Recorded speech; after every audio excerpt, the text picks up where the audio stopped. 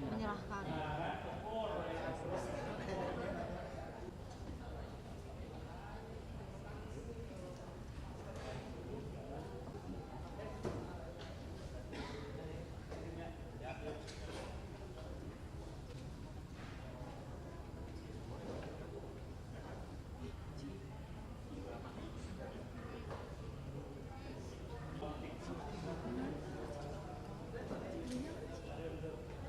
PH.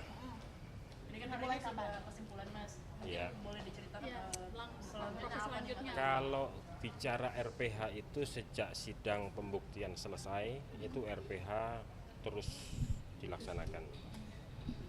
Tapi memang karena ini berhimpitan antara PHPU Pilpres dengan PHPU Pileg, nah tempo hari juga ada pembahasan mengenai permohonan perkara PHPU Pileg. Jadi ada berganti-gantian begitulah. Nah, mulai hari ini tanggal 16 ini setelah kesimpulan tadi sampai dengan nanti tanggal 21 itu setiap hari diagendakan RPH fokus untuk pembahasan perkara perselisihan hasil Pilpres sampai tanggal 21 April nanti. Berarti dimulainya udah dari tanggal 5 April kemarin yang PHPU Pilpres.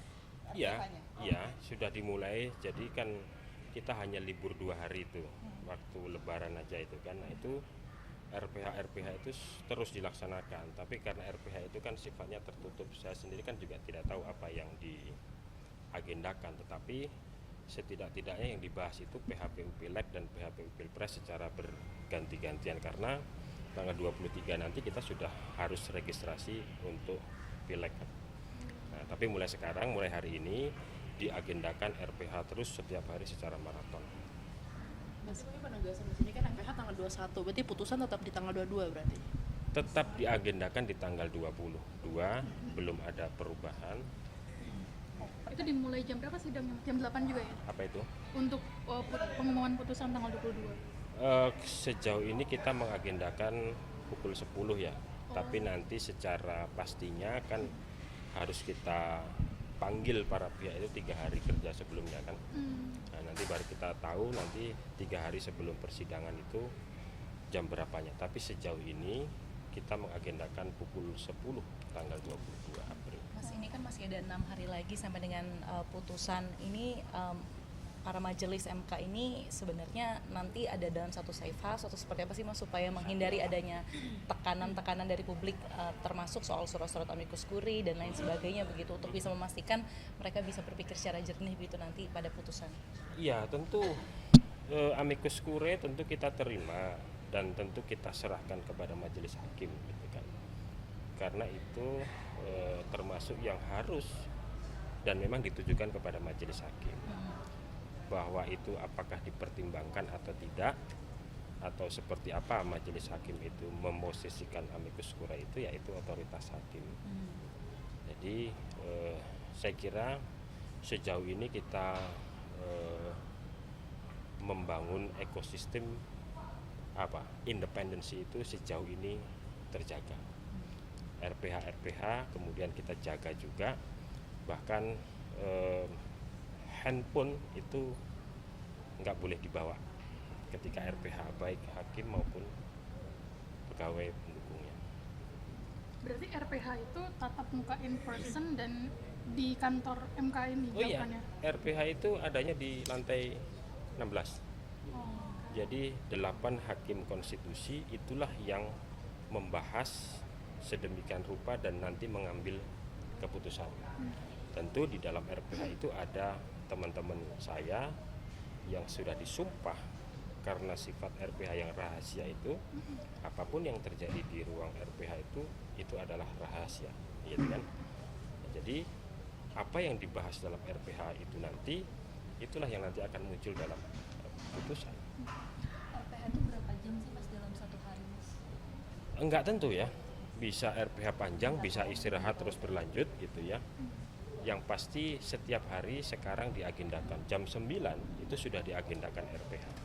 Mas, apakah Mahkamah Konstitusi ini merasa terbebani gitu? Karena kalau mendengar narasi yang dibangun mengharapkan kenegarawanan sikap hakim konstitusi, atau misalnya berharap hakim konstitusi tidak terpengaruhi oleh suara-suara atau bisikan-bisikan tertentu. Jadi seolah-olah menjadi tumpuan terakhir banget yang diharapkan membuat satu terobosan dan tidak mengecewakan, seperti itulah narasinya. Itu jadi beban tersendiri gitu para hakim konstitusi ini, wajar. Saya tidak bisa menjawab secara pasti, tetapi yang bisa kami katakan adalah bahwa ini momentum bagi Mahkamah Konstitusi gitu ya. Dan tentu seberapa jauh Mahkamah Konstitusi menjadikan ini momentum itu tidak terlepas dari ya independensi, imparsialitas yang hari ini terus dijaga, terus dibangun, dan nanti hasilnya baru bisa dinilai ketika putusan. Sekarang kalau orang bertanya independensi hakim MK seperti apa, banyak orang bertanya-tanya, tapi kita baru bisa menilai nanti ketika putusan itu dibacakan.